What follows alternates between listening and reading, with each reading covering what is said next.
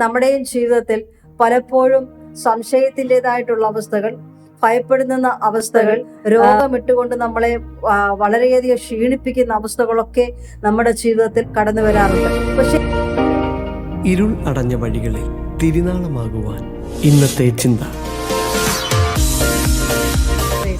ദൈവനാമം വാഴ്ത്തപ്പെടുമാറാകട്ടെ.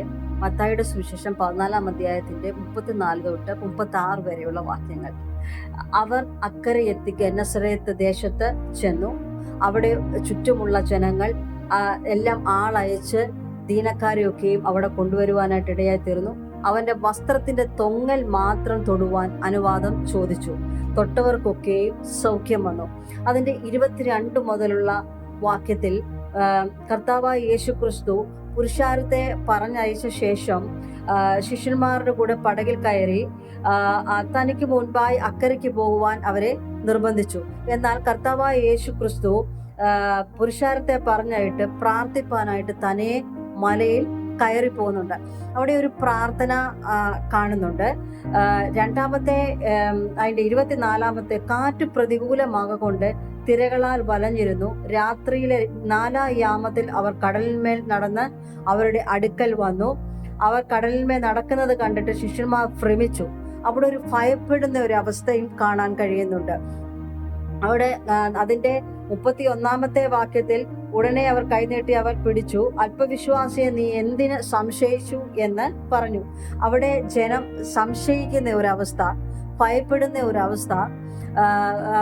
അതിന്റെ 34 തൊട്ട് 36 വരെ കർത്താവായ യേശു ക്രിസ്തുവിന്റെ അടുത്ത് വന്ന് ഒരു സൗഖ്യം പ്രാപിക്കുവാൻ വേണ്ടി അവർ തിക്കിത്തിരക്കുന്ന ഒരു അവസ്ഥ. കർത്താവായ യേശു ക്രിസ്തു നമ്മളെ യേശു ക്രിസ്തുവിനോളം പ്രാർത്ഥനയിൽ ഏറ്റവും കൂടുതലുള്ള ഒരു മാതൃകാ പുരുഷനാണ് കർത്താവായ യേശു ക്രിസ്തു. നമ്മളോടും നമ്മുടെയും ജീവിതത്തിൽ പലപ്പോഴും സംശയത്തിൻ്റെതായിട്ടുള്ള അവസ്ഥകൾ, ഭയപ്പെടുന്ന അവസ്ഥകൾ, ശരീരത്തെ നമുക്ക് വലയിപ്പിക്കുന്ന അവസ്ഥകൾ, രോഗമിട്ടുകൊണ്ട് നമ്മളെ വളരെയധികം ക്ഷീണിപ്പിക്കുന്ന അവസ്ഥകളൊക്കെ നമ്മുടെ ജീവിതത്തിൽ കടന്നു വരാറുണ്ട്. പക്ഷെ ഇതിന്റെ എല്ലാം മുഖത്ത് നമ്മുടെ പ്രാർത്ഥനയാണ് നമ്മുടെ ജീവിതത്തിൽ ഏറ്റവും അത്യന്താപേക്ഷിതമായ ഒരു കാര്യം. ഇതിനെയൊക്കെ ഓവർകം ചെയ്യാൻ നമുക്ക് ഒറ്റ സൊല്യൂഷൻ മാത്രമേ ഉള്ളൂ. കർത്താവായ യേശു ക്രിസ്തുവിനോട് നമ്മൾ പ്രാർത്ഥിക്കുക, വിശ്വാസത്തോടു കൂടിയുള്ള പ്രാർത്ഥന. അവർ ആ കടലിലുള്ള ആ തിരകളെ കണ്ട് അവർ ഭയപ്പെടുവാൻ, കർത്താവെ ഞങ്ങൾ മുങ്ങിത്താഴ്ന്നു കണ്ട് നിനക്ക് ഒരു വിചാരമില്ലയോ, ഞങ്ങളെക്കുറിച്ചൊരു വിചാരം നിനക്കില്ലയോ എന്നവർ ഭയപ്പെട്ട് നിലവിളിക്കുന്നുണ്ട്. കർത്താവ് അപ്പോൾ അവിടെ പറയുന്ന ആ വാക്യമാണ്, അല്പവിശ്വാസിയെ നീ എന്തിന് സംശയിച്ചു. നമ്മുടെ ജീവിതത്തിലൊക്കെയും മനുഷ്യരാണ്, നമുക്ക് സംശയങ്ങളും ഭയങ്ങളും ഒക്കെ നമ്മുടെ ജീവിതത്തിൽ കടന്നു വരാം. പക്ഷെ അതിന്റെ മുന്നിൽ കർത്താവായ യേശു ക്രിസ്തു നമ്മളോട് പറയുകയാണ്, നിങ്ങൾ ഭയപ്പെടേണ്ട, ഞാൻ നിന്നോട് കൂടെയുണ്ട്. ഭ്രമിച്ചു നോക്കേണ്ട, ഞാൻ നിന്റെ ദൈവമാകുന്നു, ഞാൻ നിന്നെ ശക്തീകരിക്കും, സഹായിക്കും, നീതിയുള്ള വലങ്കരം കൊണ്ട് താങ്ങുമെന്നൊക്കെ കർത്താവ് നമ്മളോട്, ഞാൻ നിന്നെ ഒരു നാളും കൈവിടുകയില്ല, ഉപേക്ഷിക്കുകയില്ല, മറക്കുകയില്ല. ഇതിനൊക്കെയുള്ള അർത്ഥം കർത്താവ് നമ്മളോട് കൂടെയുണ്ടെന്നുള്ളതാണ്. അതിന്റെ മർക്കോസിന്റെ സുവിശേഷം 3:10 ഇങ്ങനെ പറയുന്നുണ്ട്, അവൻ അനേകരെ സൗഖ്യമാക്കിയാൽ ബാധകൾ ഉള്ളവരൊക്കെയും അവനെ തൊടേണ്ടതിന് തിക്കിത്തിരക്കി വന്നു. അതിന്റെ 34-ാമത്തെ വാക്യം എന്ന് പറഞ്ഞു കഴിഞ്ഞാൽ, ആ ഗെന്നസറേത്ത് പട്ടണത്തിലുള്ള ജനങ്ങൾ അവനെ ഒന്ന് ഫൈൻഡ് ഔട്ട് ചെയ്യുവാനായിട്ട് ഇടയായി തീർന്നു. നമ്മളും പലപ്പോഴും അങ്ങനെയാണല്ലേ, ഒരു ഡോക്ടേഴ്സിന്റെ അപ്പോയിന്റ്മെന്റ് എടുക്കുമ്പോൾ നമ്മൾ പെട്ടെന്ന് ആ ഡോക്ടർ എങ്ങനെയുള്ളതാണ് നമ്മൾ പലരോട് ചോദിക്കും, എങ്ങനെയുള്ളതാണ്, നല്ല ട്രീറ്റ്മെന്റ് ആണോ, നല്ലതാണോ എന്നൊക്കെ നമ്മൾ ചോദിക്കാറുണ്ട്. അതുപോലെ തന്നെ ഈ അവിടെയുള്ള ജനങ്ങൾ ഗെന്നസറേത്തിലേക്ക് വന്നപ്പോൾ കർത്താവിനെ ഒന്ന് ഫൈൻഡ് ഔട്ട് ചെയ്യുവാൻ അവനെ നോക്കി. അപ്പോൾ അവിടെയുള്ള ജനങ്ങളെല്ലാം അവിടോട്ട് അവനെ പറഞ്ഞയക്കുവാനായിട്ട്, ആ രോഗികളെയൊക്കെയും പറഞ്ഞു വിടുവാനായിട്ട് ഇടയായി തീർന്നു. അവർക്കൊരു വിശ്വാസം ഉണ്ടായിരുന്നു, ഈ ഇവന്റെ അടുത്ത് പറഞ്ഞു വിട്ടു കഴിഞ്ഞാൽ ഒരു സൗഖ്യം അവിടെ ലഭിക്കും, ഒരു വിടുതൽ അവിടെ ഉണ്ടെന്ന് കാണുവാനായിട്ട് അവർ ഒക്കെ യേശുവിനെ തിക്കിത്തിരക്കി അവിടെ കർത്താവിനെ ഒന്ന് ടച്ച് ചെയ്യുവാൻ. കർത്താവിനെ ഈ ദിവസങ്ങളിലായിട്ട് നമുക്കൊന്ന് ടച്ച് ചെയ്യുവാൻ മനസ്സുണ്ടോ? നമ്മളൊന്ന് അടുത്തറിയുവാൻ, ഹാനോക്ക് ദൈവത്തോടു കൂടെ നടന്നതുപോലെ തന്നെ കർത്താവിനെ ഒന്ന് അടുത്തറിയുവാൻ, കർത്താവിന്റെ കൂടെ ഒന്ന് നടക്കുവാൻ, ഒന്ന് തിക്കിത്തിരക്കി കർത്താവിനെ ഒന്ന് ടച്ച് ചെയ്യുവാൻ നമുക്ക് മനസ്സുണ്ടെങ്കിൽ നമ്മുടെ ഏത് വിഷയത്തിൽ വിഷയത്തിന്റെ മേലും, നമ്മുടെ സംശയത്തിന്റെ മേൽ, നമ്മുടെ ഭയത്തിന്റെ മേൽ, നമ്മുടെ രോഗത്തിന്റെ മേൽ എല്ലാം ഒരു വിടുതൽ തരുവാൻ കർത്താവായ യേശു ക്രിസ്തുവിന് സാധിക്കും.